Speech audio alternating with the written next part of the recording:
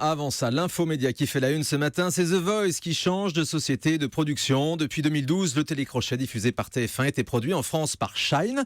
Désormais, les droits seront détenus par la filiale française d'un groupe britannique qui s'appelle ITV. Jérôme Ivanichenko, bonjour. Bonjour Thomas. Vous êtes notre expert média. Alors ce changement de producteur, expliquez-nous, c'est d'abord une histoire de grosse ou on est d'accord? Oui, on est bien d'accord, c'est la conséquence du rachat de la société Talpa par le groupe audiovisuel britannique ITV. C'était en mars 2015 pour près de 500 millions d'euros. Alors Talpa, ça ne vous dit peut-être pas grand-chose, mais ça vous parlera un peu plus si je vous dis que c'est un groupe qui a été créé par un personnage majeur dans l'univers de la télévision. Ce personnage, c'est John de Mol, le fondateur d'Endemol, surnommé le pape de la télé-réalité. Vous vous en souvenez, c'est à lui qu'on doit le célèbre format Big Brother, décliné en France par M6 avec Love Story au début des années 2000. Et parmi les productions inscrites au catalogue de Talpa, on trouve un format bien connu en France. Il s'agit de The Voice. Hier, dans le cadre de ce rachat, on apprenait que la filiale française d'ITV allait devenir le partenaire exclusif de Talpa pour produire ces émissions dont les droits arrivent à expiration. C'est le cas de The Voice, dont les droits expirent à la fin de cette année.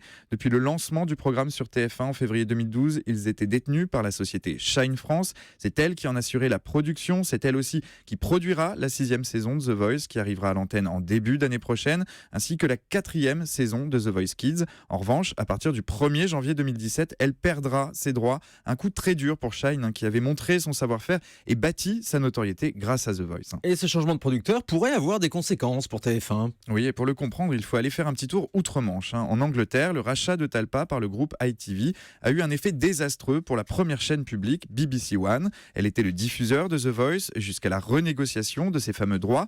Une renégociation à hauteur de 60 millions d'euros qui a tourné en sa défaveur. Et étrange coïncidence, c'est la chaîne détenue par le groupe ITV en Angleterre qui avait décroché la timbale. En clair, cet exemple, il nous montre que la surenchère des droits autour d'un programme très fédérateur ne tourne pas toujours en faveur de son diffuseur historique et peut ouvrir l'appétit de la concurrence. En France, certains pourraient ainsi avoir de la suite dans les idées. On peut imaginer que le groupe M6 veuille se positionner pour récupérer la diffusion du format. On peut aussi se dire que Vincent Bolloré pourrait décider de sortir le carnet de chèques pour offrir The Voice à C8 après l'arrêt de Nouvelle Star. Ce matin, tout est possible. Alors TF1 peut-elle vraiment prendre le risque de perdre une de ses émissions les plus fortes comme The Voice? Alors ça semble tout de même assez inimaginable. On ne peut pas penser un seul instant que TF1 ne se batte pas pour conserver son divertissement, l'un des plus forts de son antenne, au même titre que Danse avec les stars ou Koh-Lanta.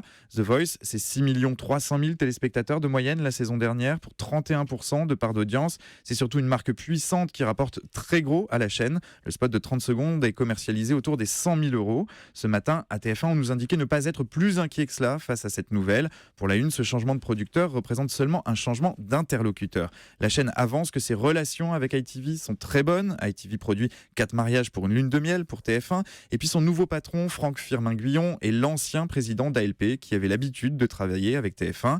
Surtout, il y a une différence avec ce qui s'est produit en Angleterre. Pour récupérer les droits de The Voice, ITV avait traité avec sa maison mère. Or, en France, ITV ne possède pas de diffuseur. Il se retrouve donc dans une simple position de producteur. En attendant, les téléspectateurs sont tout de même assurés de retrouver sur TF1 la 6e saison de The Voice. Une 6e saison où Matt Pokora rejoindra le jury. Il remplacera Garou aux côtés de Zazie, Mika et Florent Pagny. Voilà, le nouveau jury de The Voice a été officialisé hier par TF1 et donc l'arrivée de M. Pokora et le départ de Garou. Merci beaucoup Jérôme Ivanichenko.